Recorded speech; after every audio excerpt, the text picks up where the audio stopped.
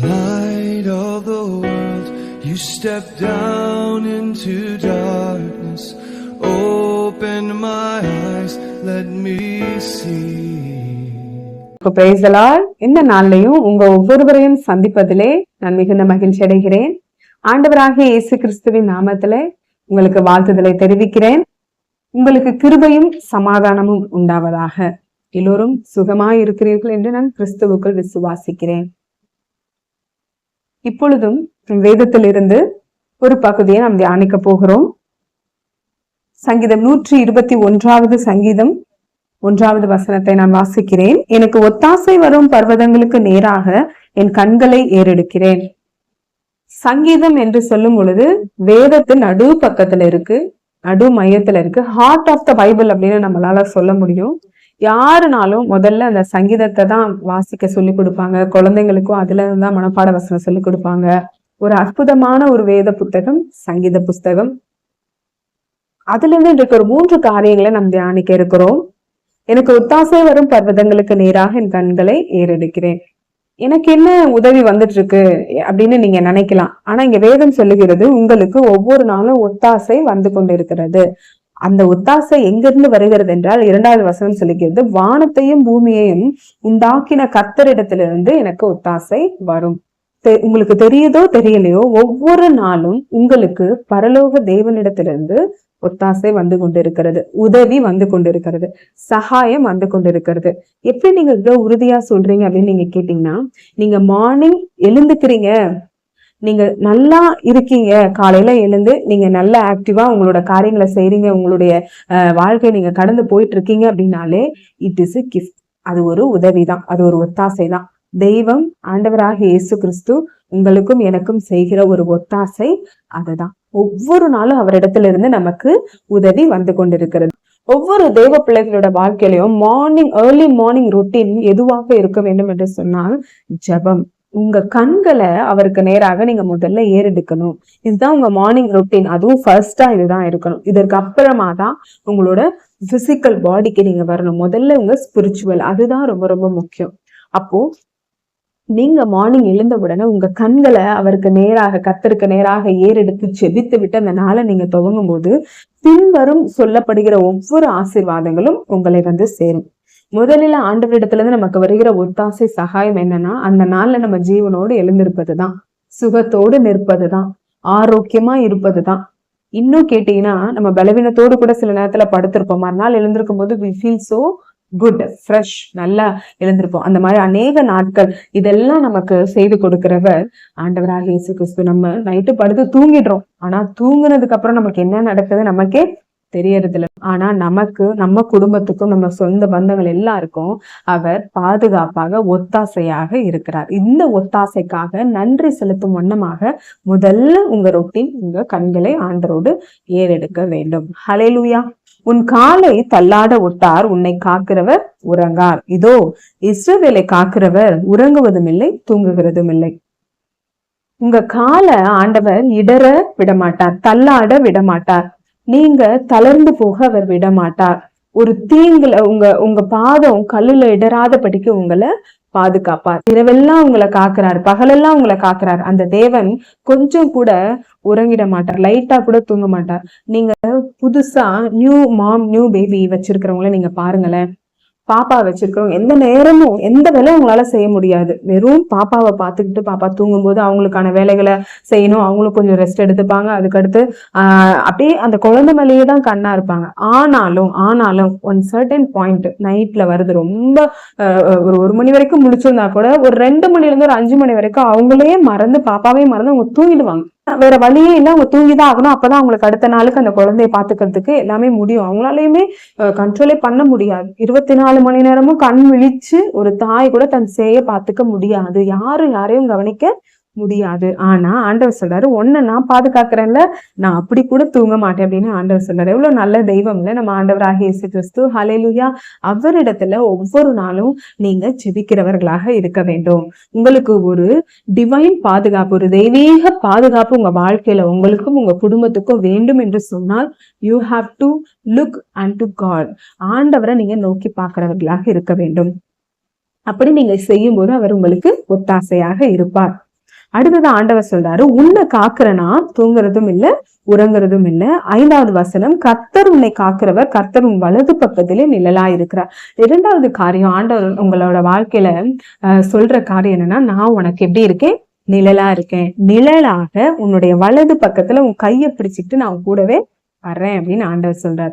உங்களை பாதுகாக்கிற தேவன் உறங்குவதும் இல்ல தூங்குவதும் இல்ல. கொஞ்சம் கூட ஆங்கிலத்துல சொல்லப்பட்டிருக்கு, he will not sleep nor slumber. Slumber அப்படின்னா இப்படி தூங்கி தூங்கி கொஞ்சம் ஒரு 2-3 மினிட்ஸ் அப்படி நம்ம விழுந்துருவோம்ல, நம்மளே மறந்து. அப்படி கூட ஆண்டவர் தூங்கிட மாட்டாராம். உங்களை அவ்வளவு கண்ணு கருத்துமா பாதுகாப்பாராம். ஹல்லேலூயா. இந்த ஆண்டவர் எத்தனை நல்லவர். ஹல்லேலூயா. கர்த்தர் உன்னை காக்கிறவர். ஒவ்வொரு நாளும் உங்களை காக்கிற தேவன் எப்படி பாதுகாக்கிறாராம்? எங்கேயோ இருந்து இல்லையா, உங்க வலது பக்கத்துல உங்க கரத்தை பிடிச்சு நிழலை போல உங்க கூடவே வந்து உங்களை பாதுகாக்கிறார். ஹல்லேலூயா. இப்படி ஒரு அன்பான ஒரு அரவணைப்பான ஒரு பாதுகாப்பு எனக்கு எப்படி கிடைக்கும் அப்படின்னா, 1வது வசனத்துல சொல்லப்பட்ட பிரகாரம் உங்க கண்கள் அவர் மேல நீங்க ஏறெடுத்துட்டீங்கன்னா போதும். ஸ்டார்டிங் பாயிண்ட் நீங்க அவர் இடத்துல ஆரம்பிச்சிட்டீங்கன்னா போதும். உங்களோட அந்த டே எப்படி அழகா ஆண்டவர் பாதுகாக்கிறார் பாருங்க. தூக்கத்துல உங்களை பாதுகாப்பா, உங்க கால் நீங்க நடந்து போகும்போது வரும்போது உங்க கால் தள்ளாடாதபடிக்கு உங்களை பாதுகாப்பா, நீங்க மற்றவர்கள் முன்பதாக தடுமாற்றம் இல்லாமல் வாழும்படிக்கு அவர் உங்களுக்கு உதவி செய்வார். ஹல்லேலூயா. இவங்க என்ன இப்படி ஆயிட்டாங்களே நம்மளை பார்த்து மற்றவங்களை சொல்லும்படி ஆண்டவர் விட மாட்டார். நம்மளோட தரத்தை எப்போதுமே உயர்த்தி கொண்டுதான் போவார். நம்மளை கீழே இறங்க விட மாட்டார். கீழாகாமல் மேலாவாய், வாளாகாமல் தலையாவாய் அப்படின்னு நமக்கு அவர் வாக்கு கொடுத்திருக்கிறார். ஹல்லேலூயா. அது மாத்திரமல்ல, நிழலாய் உன் கூட நான் வருவேன். நிழல் எதற்கெல்லாம் அடையாளமா இருக்கிறது அப்படின்னா, உங்களை விட்டு நிழல் பிரியாது. நிரந்தரமா நீங்க இருக்கிற வரைக்கும் நிழல் உங்க கூடவே இருக்கும். நம்ம நடக்க போக வர நிக்க எல்லாம் பண்ணிட்டு இருந்தாலும் நிழல் முன்ன பின்ன நம்ம கூடவே தான் இருந்துகிட்டே இருக்கும். அது போல உங்களை விட்டு பிரியாம இருப்பார். உங்களை விட்டு விலக மாட்டார். உங்களை ஃபாலோ பண்ணிக்கிட்டே வருவார். நீங்க எங்கெல்லாம் போறீங்களோ அவர் உங்களோட தான் இருப்பார். அப்போ யோசிச்சு பாருங்க, உங்க லைஃப் எவ்வளவு அற்புதமாக இருக்கும். He will guide you. உங்க கூட வருகிறவர் சும்மா வருவாரா? ஏற்ற நேரத்துல உங்களுக்கு தேவையான ஆறுதலை கொடுப்பார். ஏற்ற நேரத்துல உங்களுக்கு தேவையான ஆலோசனையை கொடுப்பார். உங்களுக்கு தேவையான சமாதானத்தை கொடுப்பார். உங்களுக்கு தேவையான எல்லா உதவிகளையும் உங்களுக்கு செய்து கொண்டே இருப்பார், நீங்க அவரை நோக்கி கண்களை ஏறெடுக்கும் போது. ஹல்லேலூயா. அதோடு நின்றுடுச்சா? இல்ல. எப்படி அவர் நிழலா இருந்து பாதுகாப்பார்னா, பகல்ல வெயில் உங்களை சேதப்படுத்தாதபடி பாதுகாப்பாராம். இரவுல நிலவு உங்களை சேதப்படுத்தாதபடிக்கு அவர் பாதுகாப்பாராம். ஹல்லேலூயா. 91ஆம் சங்கீதத்துல சொல்லப்பட்டிருக்கு, பகலில் பறக்கும் அம்புக்கும் இருளில் நடமாடும் கொள்ளை நோய்க்கும் மத்தியானத்தில் பாழாக்கும் சங்காரத்துக்கும் நீ பயப்படாத. அப்படின்னா பகல்ல மத்தியானத்துல நைட்ல எல்லாம் கொள்ளை நோய், சங்காரத்துடனுடைய செயல்கள், இருளின் ஆதிக்கங்கள், தீமைகள், தீங்கான காரியங்கள், சடன் டிசாஸ்டர், இது எல்லாமே சுற்றி கொண்டுதான் இருக்கிறது. இதுல இருந்தெல்லாம் உங்களை பாதுகாப்பார். இதுல இருந்து மட்டும் இல்ல, அந்த வெயில் கூட உன்னை சேதப்படுத்தாது. வெயில்னால என்னென்ன சேதம் வருகிறது? அநேக வியாதிகள் வருகிறது, அநேக உயிரிழப்புகள் கூட. கடுமையான வெயில் இருக்கும்போது அது கூட நடக்கும். ஃபெயிண்ட் ஆகுவாங்க. இந்த மாதிரி வெயில்னால வருகிற தீமைகள், இந்த உலகத்துல ஏற்படுகிற தீமைகள், பகல் நேரத்துல காணப்படுகிற பொல்லாப்புகள் எல்லாவற்றிலிருந்து நான் உன்னை பாதுகாப்பேன். நான் நிழலாம் கூட வர்றேன்னா நான் சும்மா இல்லை, உன்னை இதுல இருந்தெல்லாம் நான் பாதுகாப்பேன்.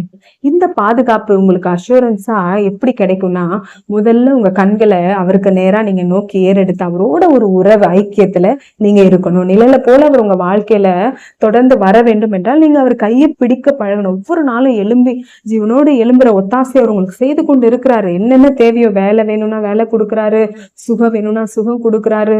என்ன உங்களுக்கு தேவை இருந்தாலும் நீங்க அவர்கிட்ட கேட்கும் போது அவர் உங்களுக்கு அளவில்லாம கொடுக்குறாரு. அப்படி ஒத்தாசையாக இருக்கிற தேவனை நீங்க என்ன பண்ணணும்னா விடாம பிடித்து கொள்ளணும். ஹல்லேலூயா. அப்படி உங்க வாழ்க்கையில நீங்க நடக்கணும். நீங்க நினைக்கலாம், ஆண்டவர் என் கூட இவ்வளோ பக்கத்துல வராருன்னு நீங்க சொல்றீங்களே, ஆனா என் வாழ்க்கையில எவ்வளவு கஷ்டம் இருக்கு தெரியுமா, என்னால அவ்வளோ தூங்க முடியல, என்னால எதுவுமே பண்ண முடியல அப்படின்னு நீங்க சொன்னீங்கன்னா, இல்லைங்க, வேதம் சொல்லுகிறது இதுதான் உண்மை. உங்களை பாதுகாக்கிற தேவன் உங்க கூட நிழலாதான் இருக்கிறார். அதை நீங்க உணர்ந்து கொள்ளணும். அந்த கிருபை ஆண்டவர்கிட்ட கேளுங்க. ஆண்டவரே, இந்த வேதனையின் மத்தியில, சோதனையின் மத்தியில என்னால உங்களை ஃபீல் பண்ண முடியல, என்னால நீங்க என் கூட இருக்கீங்கன்றத நம்ப கூட முடியல, நான் அது போல கஷ்டப்படுறேன், எனக்கு நீங்க உதவி செய்யுங்க, அதை புரிந்து கொள்ள எனக்கு உதவி செய்யுங்க அப்படின்னு நீங்க கேளுங்களேன்.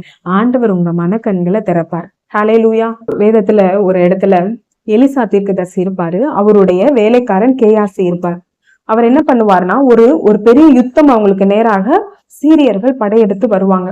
அப்போ எலிசா தீர்க்கதரிசிய கிட்ட இந்த கேயாசி அவரோட ஊழியக்காரர் சொல்லுவாரு, ஐயா ஆண்டவனே, இவ்வளவு பெரிய படை நம்மளை எதிர்த்து வந்திருக்காங்களே, நம்ம என்ன பண்ண போறோம்?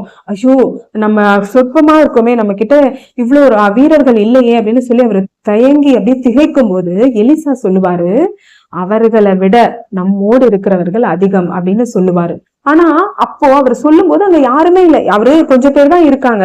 எப்படி இவர் சொல்றாருன்னு அந்த அந்த வேலைக்காரன் முழித்து கொண்டு இருக்கிற வேலையில எலிசா ஜெபம் பண்றாரு, அவனோட கண்களை திறந்து உண்மை என்னன்றத காட்டுங்க ஆண்டவரே, அவன் கண்களை திறங்க, அவன் பார்க்கட்டும், நீங்க இங்க இருக்கீங்கன்றத அவன் பார்க்கட்டும் அப்படின்னு சொன்ன உடனே அவனோட ஆவிக்குரிய கண்கள் திறக்கப்படுது. அவன் பார்க்கறான், வானத்திலிருந்து அக்கினிமயமான ரதங்கள்ல தூதர்கள் கோடி கோடியா அந்த இடத்துல வந்து நிக்கிறாங்க. அவன் உடனே சொல்றான், ஆண்டவனே நான் பார்க்கிறேன், என்னால பார்க்க முடிகிறது அப்படின்னு சொல்லி சொல்றான். அவ்வளவு ஒரு பெரிய சேனை இந்த யுத்தத்துக்கு துணையாக ஆண்டவரோட பிள்ளைகளுக்காக இறங்கி வருகிறது. இன்றைக்கும் இதுதான் உண்மை. உங்களுக்காக நீங்கள் பார்க்க முடியவில்லை என்றாலும் தேவன் உங்களை நிழலா இருந்து பாதுகாக்கிறார் என்பது சத்தியம், வேதத்தில் சொல்லப்பட்ட உண்மை. இதை நீங்க நம்புங்க. நிச்சயம் உங்க வாழ்க்கையில இன்றைக்கு இருக்கிற எல்லா பிரச்சனைகளையும் மாற்றும்படிதான் அவர் உங்களோடு கூட வந்துட்டு இருக்கார். ஆண்டவர் டிராவல் பண்ண படகுல என்ன வந்துச்சுன்னா புயல் வந்துச்சு. ஆனா அந்த படகு மூழ்கல. அந்த படகுல அந்த ஒருத்தருக்கு கூட எந்த சேதமும் ஆகல. அவர் அந்த காற்று கடலை அதட்டினாரே தவிர்த்து படகுல இருந்து உங்களுக்கு எந்த சேதமும் வரவிடலை. இன்னைக்கு உங்க வாழ்க்கையில கூட புயல் வீசலாம், காற்று அடிக்கலாம், ஆனா உங்களுக்கு அடைக்கலமாக அவர் இருக்கிறார், மறைவிடமாக இருக்கிறார். ஹல்லேலூயா. அதை நீங்க நம்புங்க. உங்க படகு மூழ்காது, நிச்சயம் உங்க படகு மூழ்காது. நீங்க இன்னைக்கு அலமோதுற நிலைமையில இருக்கலாம், ஆனா அந்த காற்று கடலை ஒரே வார்த்தையில ஆண்டவர் அதட்டி போடுவார். ஹல்லேலூயா. அப்படிப்பட்ட தேவனை தான் நீங்க ஆராதித்து கொண்டிருக்கீங்க. அந்த தெளிவு உங்களுக்கு இருக்கும் பொழுது நிச்சயம் நீங்க எதை குறித்துமே பயப்பட மாட்டீங்க. ஹல்லேலூயா. அதற்கு அடுத்ததாக மூன்றாவதாக ஆண்டவர் சொல்லுகிறார், நான் உன்னை காப்பேன். ஹல்லேலூயா. காவலாக இருப்பார். எங்கெல்லாம் இருப்பார், எதற்கெல்லாம் காவலா இருப்பார் என்றால் 7வது வசனம், கர்த்தர் உன்னை எல்லா தீங்குக்கும் விலக்கி காப்பார், அவர் உன் ஆத்துமாவை காப்பார். ஆண்டவர் நம்மளோட வாழ்க்கையில வருகிற எல்லா தீங்குக்கும் நம்மளை விலக்கி பாதுகாக்கிறார். என்னென்ன தீங்கு அப்படின்னா, ஏராளமான தீங்குகள் இருக்கிறது. காற்று மூலமா அநேக தீமைகள் பரவுது, பிறரிடத்திலிருந்து அநேக வியாதிகள் பரவுகிறது, மனிதர்களோட வார்த்தைகள்னால நம்ம அநேக நேரம் காயப்படுத்தப்படுறோம். இதெல்லாம் இல்லாம நம்ம பாடியில இருக்கிற ஆட்டோ இம்யூன் டிசீஸ் அப்படின்னு சொல்ற அந்த வியாதி கூட அநேகரை இன்னைக்கு வேதனைப்படுத்தி கொண்டிருக்கிறது.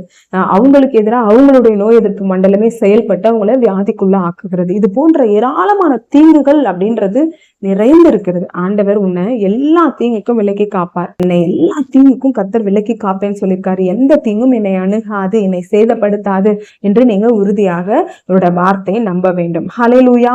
உங்க ஆத்துமாவையும் கர்த்தர் காப்பார்.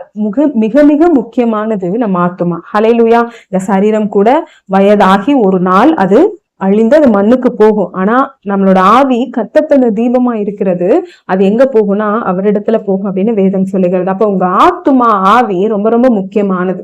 அதையும் ஆண்டவர் பாதுகாப்பேன்னு சொல்றாரு. ஆத்துமாவை எப்படி பாதுகாக்க முடியும்? ஆத்துமா எப்படி சேதம் அடையும்னா, பாவ செயல்கள்னால ஆத்துமா சேதமடையும். தேவனோடு உறவுல இல்லை என்றால் ஆத்துமா சோர்வடைந்து தொய்ந்து சேதமடைந்து போகும். அப்போ ஆண்டவர் உங்களை அவரோடு இணைத்து உங்களுக்கு ஒரு பாதுகாப்பை கொடுப்பேன் அப்படின்னு சொல்றாரு. இதுவரைக்கும் ஆண்டவர் சரீரத்துல உனக்கு பாதுகாப்பை கொடுப்பேன்னு சொல்றாரு. இந்த வசனத்தின் மூலமாக உன் ஆத்துமாவே நான் பாதுகாப்பேன் அப்படின்னு சொல்றாரு. அவே நம்ம அவரை சார்ந்து கொள்ளுகிறவர்களாக இருக்கணும். அது மாத்திரமல்ல, கடைசியாக கர்த்தர் உன் போக்கையும் உன் வரத்தையும் இது முதற்கொண்டு என்றைக்கும் காப்பார் என்று 8வது வசனத்துல முடிக்கப்படுகிறது. நம்மளுடைய போக்கும் வரவும் ரொம்ப ரொம்ப முக்கியங்க.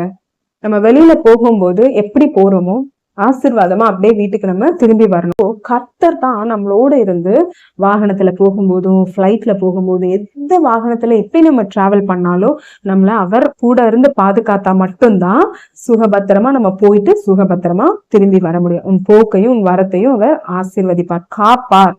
நீ போகும்போதும் ஆசீர்வதிக்கப்பட்டிருப்பாய், வரும்போதும் ஆசீர்வதிக்கப்பட்டிருப்பாய் அப்படின்னு ஆண்டவர் சொல்றார். ஹல்லேலூயா.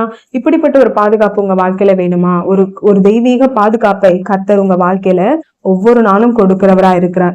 இப்படிப்பட்ட ஒரு விலையேற பெற்ற ஒரு ப்ரொடெக்ஷன் நிறைந்த நீங்களும் உங்க குடும்பமும் உங்க பிள்ளைகளும் பாதுகாப்பாக வாழ வேண்டும் என்றால் முதல்ல உங்க வீட்டுல நீங்க செய்ய வேண்டிய காரியம், காலையில எழுந்த உடனே உங்க கண்களை வேற எதுலயும், மொபைல் போன்லயோ இல்லைன்னா மற்ற காரியங்கள்லயோ உடலுக்கு அடுத்த காரியங்களையோ செலவிடுவதை இரண்டாவதாக வைத்துவிட்டு முதல்ல கர்த்தரை நோக்கி உங்க கண்களை ஏறெடுத்து பார்க்கிற பழக்கம் உங்க வாழ்க்கையில இருக்கும் என்றால், அதை ரொட்டீனா நீங்க மாற்றுவீர்கள் என்று சொன்னால் நிச்சயமாக பின் சொல்லப்பட்ட அத்தனை பாதுகாப்புக்கும் நீங்கள் உரித்தாவீர்கள். உங்களுக்கு ஒரு சின்ன சேதம் கூட அணுகாம அவர் உங்களை பாதுகாக்க அவர் போதுமானவராய் இருக்கிறார். அவர் கரத்தை பிடிச்சுக்கோங்க, நிழலாய் அவர் உங்களோடு கூட வருவார். ஒவ்வொரு நாளும் வீட்டுல இருந்து கிளம்பும் போது ஜெபித்து விட்டு இந்த வசனங்களை சொல்லி நீங்க ஜெபித்து விட்டு நீங்க கிளம்பலாம். கர்த்தர் உங்களுக்கு தூதர்களை அனுப்பி உங்களை பாதுகாப்பார். ஹல்லேலூயா. இதெல்லாம் ஆவிக்குரிய காரியத்துல ஒவ்வொரு நாளும் நம்ம வாழ்க்கையில நடந்துட்டு இருக்கு. நம்ம எவ்வளவு வாட்டி நம்ம சாட்சி சொல்லியிருக்கோம். நான் போயிட்டு இருந்தேன், என்ன அப்படியே ஒரு கை வந்து என்னோட வண்டியை பிடிச்சு நிறுத்துச்சு. ஒரு நூலிலையில நான் உயிர் காப்பாற்றப்பட்டேன், ஒரு நூலிலையில நான் இதுல இருந்து தப்புனேன். எண்ணிறந்த சாட்சிகளை சொல்லியிருக்காங்க. இது அவர் உங்களுக்கு பாதுகாப்பா இருக்கிறதுக்கான அடையாளம். ஹல்லேலூயா. நீங்க எந்த தீங்கும் உங்களை அணுகாதபடிக்கு உங்களை பாதுகாக்க இயேசு இருக்கிறார். அவரோட கரத்தை பிடிச்சுக்கோங்க. இந்த உலகத்துல நீங்க தைரியமாய் வாழ முடியும். கர்த்தர் உங்களை ஆசீர்வதிப்பார். இப்பொழுது நம்ம ஜெபிக்கலாமா? எங்களை அளவுக்கு அதிகமாக நேசிக்கிற எங்கள் பரலோக பிதாவே, இயேசுவி நாமத்துல உங்க திரு சமூகத்துல வருகிறோம்.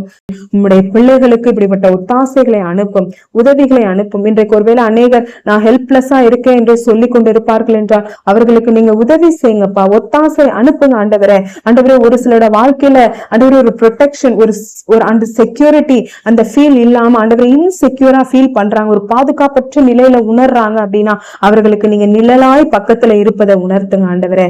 போக்கில வரத்துல உடைய பிள்ளைகளை ஒவ்வொரு நாளும் பாதுகாத்து சுகபத்திரமாய் ஆண்டவரை வழி நடத்துவீராக. காக்கும் தெய்வம் இயேசு இருக்க கவலை பயம் இல்லை ஆண்டவரை. உடைய பிள்ளைகளை பாதுகாத்து வழி நடத்துங்க. திரு பாதத்துல ஒப்பு கொடுக்கிறோம் ஆண்டவரை. ஒவ்வொருவருக்கும் உங்க வார்த்தை மேல விசுவாசத்தை தாங்க. இதை உரிமை பாராட்ட உதவி செய்யுங்க. மனப்பாடம் செய்து ஒவ்வொரு நாளும் இதை சொல்லி கொண்டே இருக்க பிள்ளைகளுக்கு கிருபை தாங்க ஆண்டவரை. வாயில வசனம் இருக்க வேண்டும் என்று வேதம் சொல்லுகிறது ஆண்டவரை. அப்பா, அப்படிப்பட்ட ஆண்டவரை கிருபைகளை உங்களுடைய பிள்ளைகளுக்கு தருவீராக ஒப்பு கொடுக்கிறோம். இயேசுவின் மூலம் ஜெபிக்கிறோம் எங்கள் ஜீவனுள்ள நல்ல பிதாவே, ஆமென். கர்த்தர் உங்களை ஆசீர்வதிப்பார்.